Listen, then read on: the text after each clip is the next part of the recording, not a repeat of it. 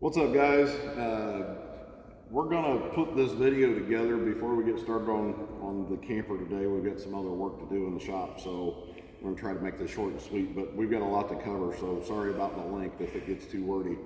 This is bed liner. This is what we spray on trucks. This is actually overspray that came off of our plastic tarp. This is the texture on the tarp. This is how well this stuff clings. Chemically, it won't stick to plastic, and there's not enough scuffs or creases here to stick. We can make it stick to plastic, but we need a primer and a bunch of other stuff. Doesn't matter. Again, this is just overspray. This is the texture coat. This is what it looks like when we lay it down in a bed liner. The reason I'm bringing this up is this is not waterproof. We're not going to spray it on the roof. I don't want anybody to spray it on the roof. This is a hybrid chemical and it's great, but it's not 100% waterproof. So if it's laying here on the surface, even at the thickness that you're supposed to put it down at, and it rains for 4 or 5 days, there's going to be enough moisture to go through this material to get into the bottom, and once it gets underneath, it's not going to leave. It hangs out, it'll start a rot process. This stuff's gonna lift, and yeah, it may be 5-10 years from now, but five or 10 years that's not good enough for what we're doing. But I'm showing you this because these are the properties of this stuff. It's strong. This is actually bed liner thickness on the sidewalls. We do it a little thicker on the floors just to give it some extra durability, but this is a piece of paper on one side, bed liner on the other side, and you can't feel it obviously, but I went from I can tear it to there's no way you're tearing this. And again, just a piece of paper. So the stronger the material on the backside, the stronger this stuff gets. It all glues everything together. This is 1.5" styrofoam. These are our work boxes. We like them because they're nice and light, because styrofoam's light. You can see the wall here. There's a wall in the middle. There's a top and a bottom. There's nothing in the middle. This is just 1.5" styrofoam. It's a little less thick than what I sprayed here. It's got some overspray now on it because we've been using them a ton, but I'm 230 pounds standing on 1.5" styrofoam. Everything's cool. This is going to be part of that roof system. That's the point of all of this, is just to show you the strength. I've got this laying here. I remembered good conversation last night about weight. I did take the weight. This is the camper, the truck, propane, all of our camping gear. I noted the fuel levels, the water levels, the black tank and gray tanks were empty. I'm at 19,000 on the money. And when I get done, we've kept all the camping gear separate. We're going to put it all back in. We haven't used any propane. We haven't added any water. I'm going to make sure my fuel tank's at the same level. And we're going to drag this thing over and weigh it again. My target, I think I can be lighter. We're going to find out. There's a lot of unknowns, and I haven't taken the time to scale all the material. But I think we're going to be lighter. If we're not lighter, we should only be a few 100 pounds heavier. So first time I've done this, so I'm not making any claims other than this is my camper. And I figured if we were going to screw one up, we might as well screw up our own. There was a lot of conversation a week or two ago about why in the heck am I spraying a material at 2200 PSI and 150 degrees. So here's the magic mystery behind the scenes. This is the machine. There's a part A or part B material. That is the black, the UV protection, and all the stuff that makes this stuff cool. It's not reactive. I can open it up and leave it, and it takes years to dry. This is the part A material. This is basically super glue on steroids, and when the two get together, they turn into 100% solids, and they build thicknesses like I just showed you. And it's a super thick, 100% solid reactive chemical that doesn't have a lot of time. We don't have a lot of time to work with it. So when we're spraying it down, this little nozzle is that's at the end of our gun. There's 4 gallons a minute of 100% solids coming out of that tip at 2200 PSI and 150 degrees. This gives us our spray pattern. That's the reason we're using the temperatures and pressures we are. The temperature helps the reaction happen really fast. The pressure just makes the pattern. It's part A, part B. It stays separate, goes all the way through the machine, goes through the pumps, goes through the secondary pumps, brings it up to temperature, brings it up to pressure. It comes out of the gun right here. It mixes, it stays separate until right here at the end. The mixing chamber's at the end of the gun. It comes out liquid, and by the time it gets about a foot away from the gun, it's already starting to harden and react. We spray about this far away. It's about 3 feet away. We can vary that a little bit with how fast we move the gun, but when we spray this stuff, we're going on.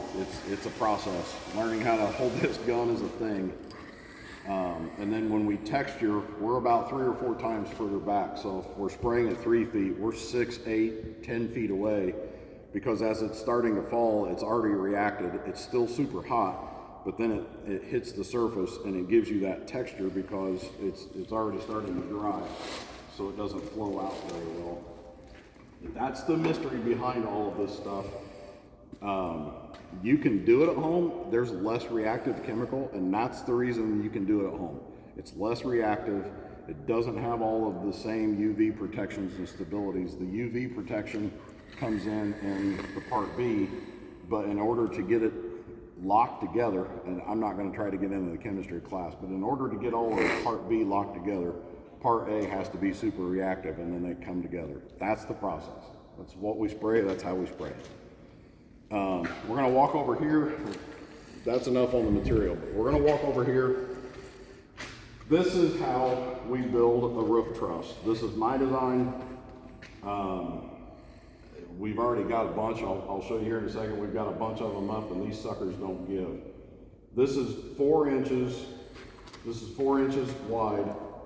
It's 3/8 plywood. It's the exact same stuff that we're putting on the side of the camper. Rip this down on our table saw, so they're nice and straight. These are 1x material. We actually decided to take 1x4 and rip it down. This is 1.5 inch styrofoam. That's ripped down. So this is 1.5 inch wide, and this is how it all goes together. One piece goes here.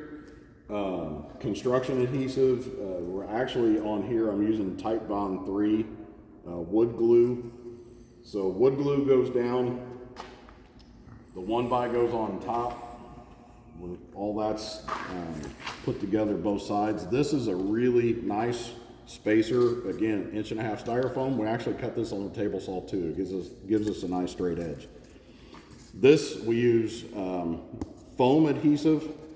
Foam adhesive goes down, styrofoam goes in, foam adhesive goes down, glues down, 1x goes in, everything comes together. It's nice and straight.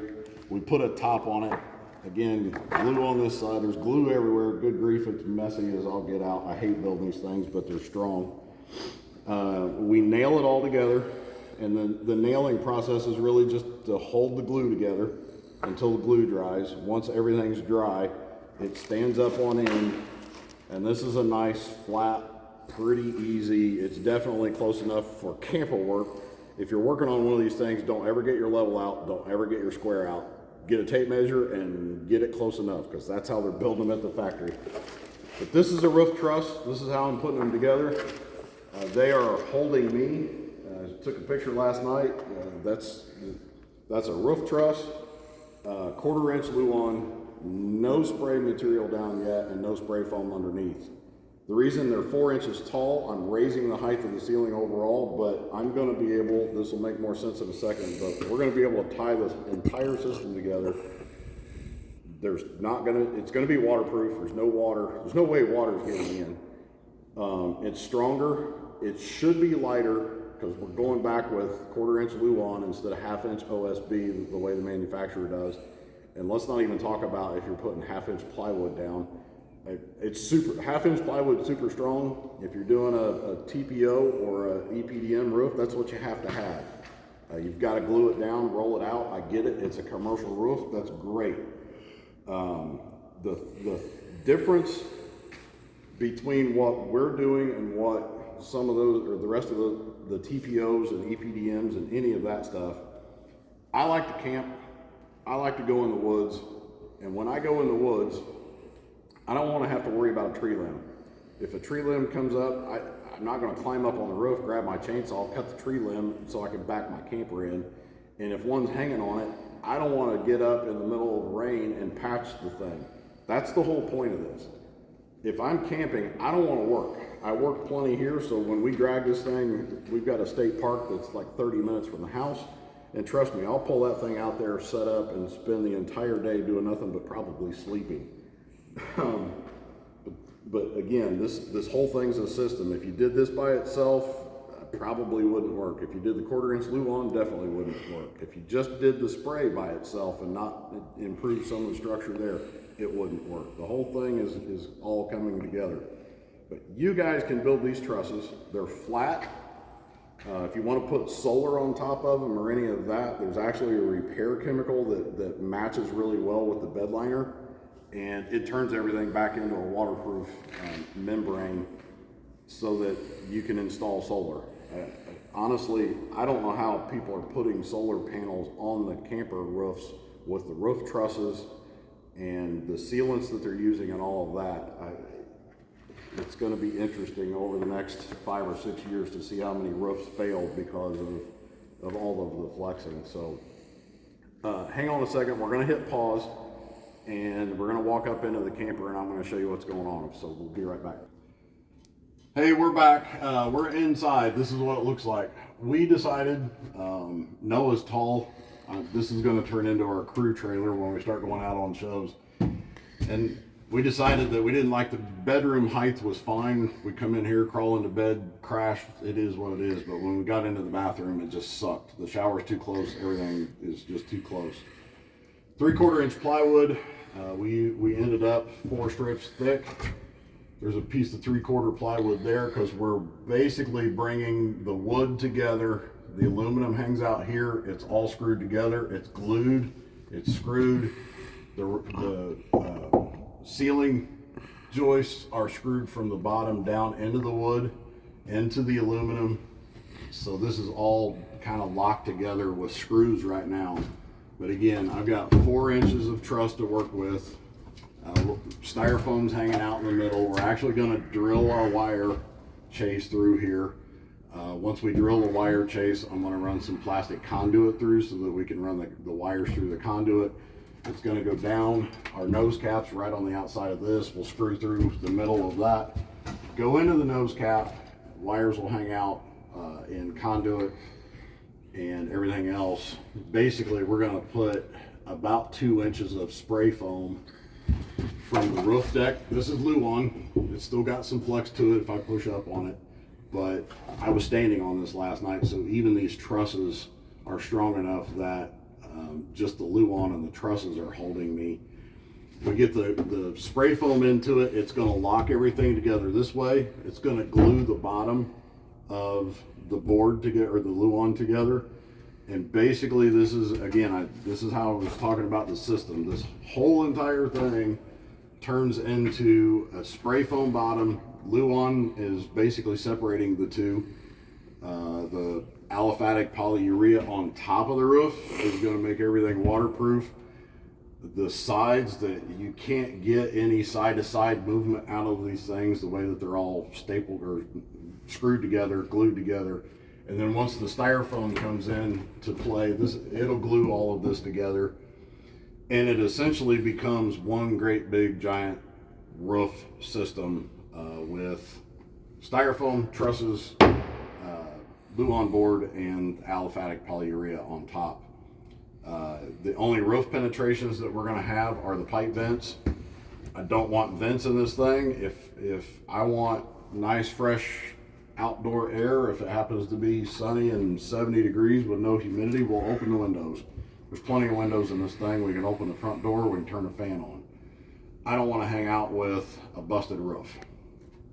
We're going to put a mini split in, and it's going to be a dual zone. I'm going to cut this joist. We're going to unify everything together. I need more height here to get the mini splits. I need about 9 inches of clearance. I've got 4 here. There is going to be obviously a bump up on the outside, but it's just going to be a bump that lets the mini split cassette hang out here. It's all going to be sealed from the outside, so there's no roof penetrations. You don't have to worry about your air conditioner. And then the mini split outdoor condenser, the line set's going to go through here just like the wires do. The condenser will be on the back of the camper. We'll show you all that when we get to it. But that's the system. I hope it all makes sense. Sorry for the long video, but it's a lot to cover. If you have questions, let me know. I really appreciate all the encouragement. You guys have been great.